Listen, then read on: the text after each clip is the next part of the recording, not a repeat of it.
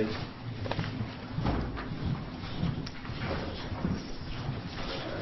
Morning, Your Honor. Nancy Hollander, Frank Davis here for Mr. Jones. Vince Ward is actually his lead counsel, but he's out of town. And Judge, we do have an agreement on this case. The defendant is admitting to violating amended paragraph 2, which is failure to report police contact in a timely manner. The agreement is 1, he's to complete a driver improvement course, 2, enroll in an anger management course, 3, complete 60 additional hours of community service within 3 months. And then the state is also asking for a curfew. The defense wishes to argue whether the curfew should be enforced. The state does believe it should be enforced. We'll give our reasons later. But those are the 4 conditions that the state's asking for at this time. Your Honor, we want to start by saying the most important thing here is that Mr. Jones was sober when he was stopped by this police officer and has been sober for 6 months, and that's really significant here. This is a charge of revving his engine and drag racing. He's already been in jail now for 3 days. And he's already actually before this had done 76 appearances, 125 hours of community service. We just wanted to stress that. We intend to fight these traffic violations. We believe that they're bogus. We believe that he was profiled, but that's obviously for another day. And we would ask that Your Honor not require these additional conditions because he's already essentially done 3 days, which is what he would have done if he'd been on the STEPS program. The most important is a curfew. Mr. Jones now has a major fight in less than a month. He trains late at night. He was actually stopped just a mile or so, or less than that, from the gym.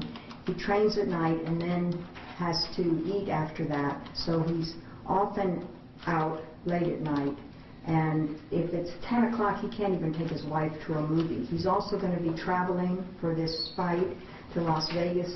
He's going to have to be training late at night. He's going to have media.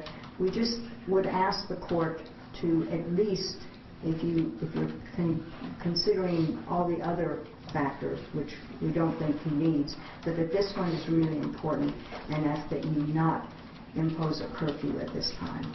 What's the reason for the curfew? Well, Judge, in the past, this is his second so-called violation. The first was a preliminary violation where he was given 24 hours of community service. That, again, was related to a driving incident. And this one, again, is a driving incident. The underlying charge was actually a hit and run. He left the scene of the accident, and there were injuries involved. That's what brought it to a 4th-degree felony. So again, these incidents seem to be occurring late at night. The latest probation violation was around, I believe, approximately 11 at night, again, past the 10 o'clock the state's asking for. So we believe that these incidents are occurring late at night, and if he is to stay in his house later, I think we'll avoid some of these incidents. Also, I mean, we've heard that these are just technical violations, but Judge, when you're on probation, you are held to a higher standard. And Mr. Jones has started to fail at probation. It has been a challenge for him. He's been given, this is his 3rd chance. Essentially, he got a plea agreement, he had a preliminary violation where the state did not file a motion to revoke, and now we have the 3rd violation here. So we are concerned. Just want to make sure that nothing does happen from this, because motor vehicles have been involved with all 3 incidents, which can lead to a serious accident later on. So that's why we're asking for the curfew. And Mr. Jones, this is the agreement you want to make? Yes, sir. This is the agreement you made? This is what you want to do? Yes, sir. And you do realize that by admitting a violation of probation, you're giving up the right to have a hearing. If you had a hearing, you could question the state's witnesses, you could present your own witnesses, you could testify or not as you choose at that hearing. If you lost at that hearing, you could appeal to a higher court, and then be able to state the proof that you violated, but you don't have to do anything. By admitting this violation, you're giving up those rights, and you're submitting yourself to the continued jurisdiction of this court. Is that what you want to do? Yes, sir. You understand all your rights? Yes, sir. I'm going to accept your plea. I won't require a curfew, but I'm going to add a condition: do not drive at all without your probation officer's approval. Any questions about this? No, sir. Take care. Thank you, Your Honor. If you do come back, it won't go well. Sir. So take this serious.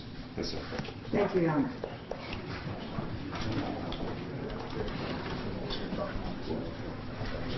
Clarissa Lopez, number 6.